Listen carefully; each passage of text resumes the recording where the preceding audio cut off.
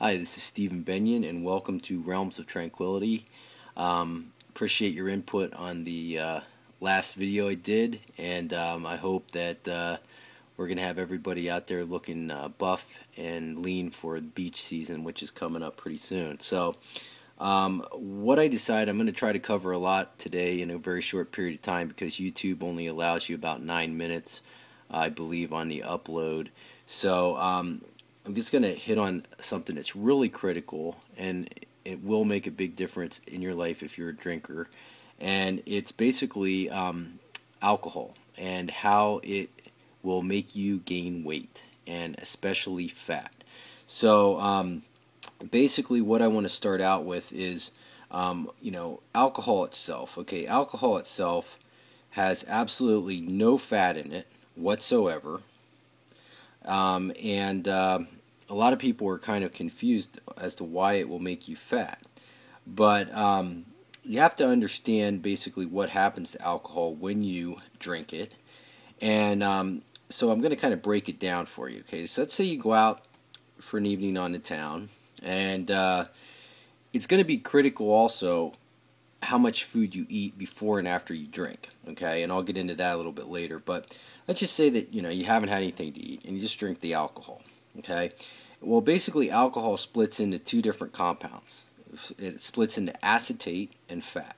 Okay, what happens with the fat, even though there is no fat in alcohol, your body treats the fat that it makes from the sugar in the alcohol. This is really bizarre.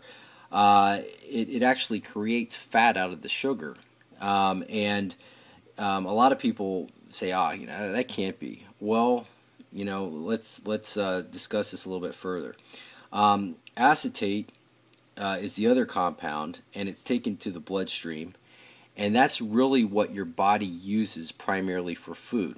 Okay, and for fuel, because people actually there's people out there who are alcoholics, and they actually live on the calories from alcohol. That's their main sustenance. That's why they're thin as a rail, and they don't get the beer belly and all that kind of stuff. And what's up with that? Well, a lot of it has to do with eating while you're drinking, which a lot of people do, and the types of drink that you're drinking. Okay, and I'll touch on that in a little bit. But okay, so basically, here's the critical thing that we have to remember here. Okay, assuming that you're drinking pure alcohol and mixed with nothing else. Okay, the best case scenario is you're going to have a low level of fat because you don't have the sugars that you've mixed the alcohol with in your bloodstream as much as if it's mixed with like a sugary type drink like a daiquiri or something like that. Okay, so let's just say that you're a straight out vodka drinker. Okay, well, vodka itself has a high sugar content, even though technically there are no grams of sugar in straight vodka. It does have a high sugar content in the essence that it is made up of compounds that are made into sugar in your body, which I told you about earlier. And one of those is acetate. But that acetate separates from the alcohol when it's ingested and becomes your body's main source of fuel. Okay, the acetate itself will be burned before anything else. Okay, so basically, I guess you could kind of get off the hook a little bit if you don't eat anything about 4 or 5 hours before you drink, or eat anything 4 or 5 hours after you drink. Okay, but you are going to have the worst hangover you've ever had in your entire life. But if you drink enough water, you might be okay as far as the weight gain side of it. There's an alcoholic diet in Beverly Hills right now, Hollywood, that a lot of celebs are on right now, and they just drink alcohol and hardly any food, and they lose weight.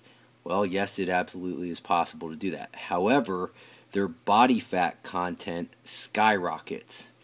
So when they go in to get a body fat analysis, it goes off the charts. I mean, they go from say 12% up to 18 or 19% in just a couple of months of drinking. So the alcohol still gets turned into fat. It just you can be a skinny fat person.